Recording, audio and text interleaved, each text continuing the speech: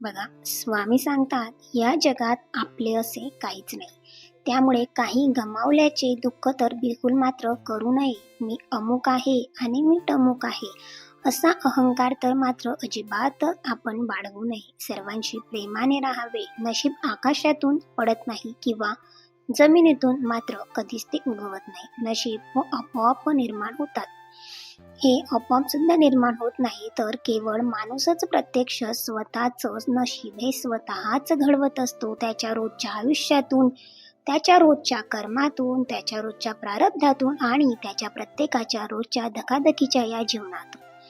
मग नशिबात असेल तसे घडेल या भ्रमात कधीच राहू नये, कारण आपण जे काही करू त्याचप्रमाणे नशीब घडेल त्यावर मात्र आपण विश्वास ठेवा, असं नेहमी स्वामी सांगत असतात. बघा, मी तुम्हाला मागे सुद्धा सांगितलं होतं का युनिव्हर्सरी सगळं ऐकत असतं.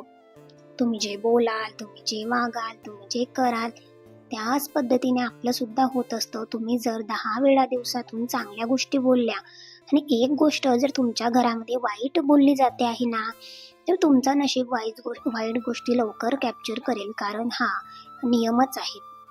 त्याचमुळे घरात चांगलं बोललं गेलं पाहिजे. आपले कर्म चांगले असावे, आपलं दान धर्म देव सगळं काही व्यवस्थित असावं आणि त्याचबरोबर आपल्याला नशिबाची साथ तर असतेच, पण त्याचबरोबर आपल्याला काम सुद्धा करणं किंवा कष्ट करणं हे तितकंच महत्त्वाचं आहे. सगळं एकाच ठिकाणी किंवा देवावरच विश्वास ठेवून चालत नाही, तर थोडे हातपाय आपण जरी हलवले ना, तर निश्चितच आपला मार्ग लागू शकतो. तर हॅलो नमस्कार, मी गायत्री पाटील तुमच्या सर्वांचे अगदी मनापासून स्वागत करते आपल्या यूट्यूब चॅनलवर. सर्वांना श्री स्वामी समर्थ.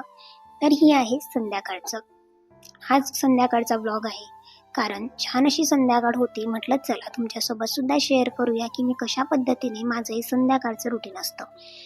छान संध्याकाळी असं फ्रेश वगैरे झाली, नंतर स्वतःचं आवरून घेतलं आणि देवाजवळ इथे दिवा लावला, तुळशीजवळ दिवा लावला, नंतर दारापुढे दिवा लावला, कारण दारापुढे एक दिवा नक्कीच असायला हवा. त्याचबरोबर दशांग धूप लावली, ज्याच्यामुळे छान प्रसन्न वाटतं, आणि लगेचच अगरबत्ती वगैरे लावून घेतल्या. मी आता बघितलं का माझ्या मोबाईलवर छान असे गाणे सुरू होते, म्हणजेच महाराजांची छान छान गाणे वाजत होते. तर तारक मंत्राचं इथे पठण सुरू होतं, तारक मंत्र चालू होता. त्यानंतर महालक्ष्मी अष्टकम किंवा बाकीचे जे तुम्हाला आवडतील त्या देवतांची गाणी मात्र संध्याकाळी लावली गेली पाहिजे, कारण त्यामुळे काय होतं ना, आपलं घरामध्ये कामाला सुद्धा मन लागतं. संध्याकाळ कुठे जाते, दिवस कुठे जातो काहीच कळत नाही, आणि आपण जर आपल्या संसारात छान असे गुंतून राहिलो ना, तर जगात काय सुरू आहे याची आपल्याला विचार करायची गरज सुद्धा नाहीये. कोणाच्या घरात काय सुरू आहे, कोण काय करताय याची आपल्याला गरज सुद्धा भासत नाही. आणि माऊली सुद्धा नेहमी सांगत असतात का आपण तन मन धन आणि परमार्थाचं नामस्मरण करून जर तुम्ही स्वयंपाक केला तर मात्र अन्नपूर्णा माता निश्चितच आपल्याला छान असा आशीर्वाद देत असते, प्रसन्न होत असते. घरातील पूर्ण स्वयंपाक हा तितकाच चविष्ट लागत असतो, आणि तो चविष्ट लागतो तेव्हाच आपल्या घरातील प्रत्येकाचं आरोग्य हे एका स्त्रीच्या हातात असतं. म्हणजे आपल्या गृहिणींच्या हातामध्ये हे प्रत्येकाचं आरोग्य असतं. म्हणून आपण किती मनापासून हे सर्व करतोय ना, ते महत्वाचं असतं.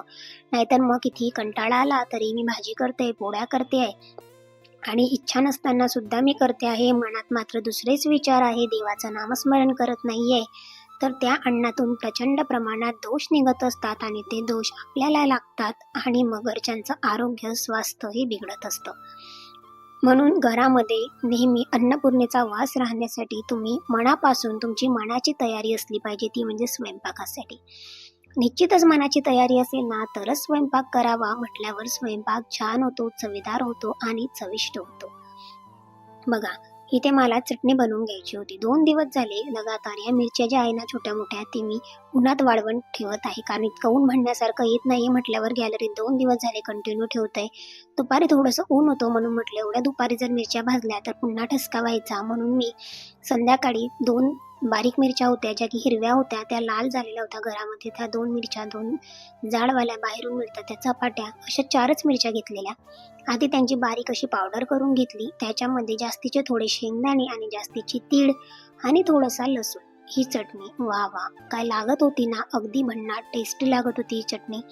जर छोटे बाळ असतील किंवा तुम्ही तिखट खात नसाल तर अशा वेळेस ही चटणी खूप उत्तम पर्याय आहे. आणि बघा, जितकं तुम्ही कमी तिखट खाल ना तेवढा तुमचा स्वभाव अगदी शांत होऊन जातो. आणि जेवढं आपण तिखट खातो ना तेवढे आपण चिडचिड करतो. घरात सुद्धा वादविवाद होतात. अशांततेचं वातावरण घरात निर्माण होतं. थोडंसं मीठ ॲड केलं आणि अगदी 2 ते 3 वेळेस फिरवलं आणि बघा, इतकी बारीक चरचरीत अशी छान अशी चटणी तयार झालेली होती. आणि छान आणि अगदी टेस्टी लागते ही चटणी. बऱ्याच दिवसांपासून चटणी करायची इच्छा होती, पण मागे सुद्धा शेंगदाणे जास्तीचे मी फोडले नव्हते किंवा शेंगा म्हणजे काढले नव्हते त्यातून शेंगा.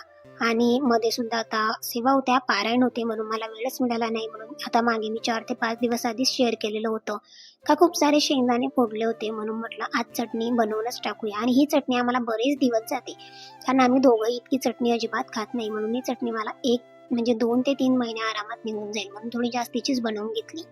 कारण वेळ होता म्हटल्यावर वेळेचा सदुपयोग झालाच पाहिजे. आणि आनंदामध्ये मी सगळी कामं करत असते. मग ती सेवा असू दे किंवा घरातलं काम असू दे, मग घरात फरशी पुसायचं काम असू दे, भांडे घासायचं किंवा क्लिनिंगचं रुटीन जे आहे ना ते अगदी आनंदात करत असते. इथे छान असं स्वामींचा तारक मंत्र सुरू होता, समोर केंद्र आहे त्याच्यामुळे आरती सुद्धा सुरू होती 6:30ला. आणि माझी ही कामे सुद्धा. इथे मला वालाचे पोत्रे बनवायचे होते आणि वालाचे पोत्रे म्हटलं चला अशा पद्धतीने बनवते. माझ्या मैत्रिणीशी बोलणं झालं. ती बोलली का थोडंसं त्याच्यामध्ये शेंगदाण्याचं कूट टाक आणि शेंगदाण्याचं कूट ॲड कर आणि छान लागतात म्हणे अशी. म्हटलं चला बनवून बघूया. मात्र तिचं ऐकलं आणि ती भन्नाट झाली होती ना, अगदी टेस्टी झाली होती. भाजी आवडणं तर खूपच आवडली. नाहीतर अहो आधीच नाही म्हणत होते का मी खाणार नाहीये पोत्रे.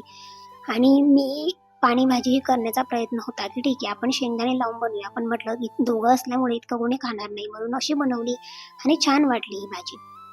तर असे सजेशन चांगल्या लोकांकडून मिळाले ना तर छान वाटतं. आणि ती नेहमीच मला छान सजेस्ट करत असते आणि छान वाटत होती ही भाजी.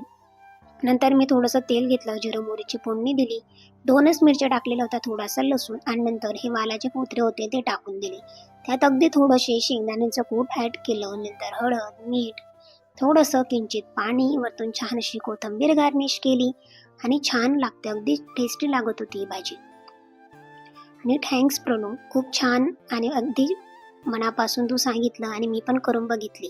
आणि अशा नवीन नवीन जर आपण ट्राय केलं ना तर घरातही प्रत्येकाला नवीन भाजीचं टेस्ट मिळते आणि छान वाटते. आमच्याकडे तर हिला वालाचे पोत्रे म्हणतात, मात्र नाशिक, मुंबई आणि पुण्याला याला घेवड्याच्या शेंगा म्हणतात. ॲक्च्युली या घेवड्याच्या शेंगा आहे का वालाचे पोत्रे, तुम्हाला जर माहिती असेल तर नक्की मला कमेंट्स करून सांगा.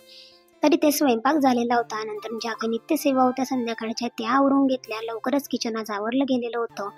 आणि बघा, जे काही देवघर होतं तुम्ही सकाळीच एक छान असा शूट करून घेते आणि भारी वाटतं असं देवघर.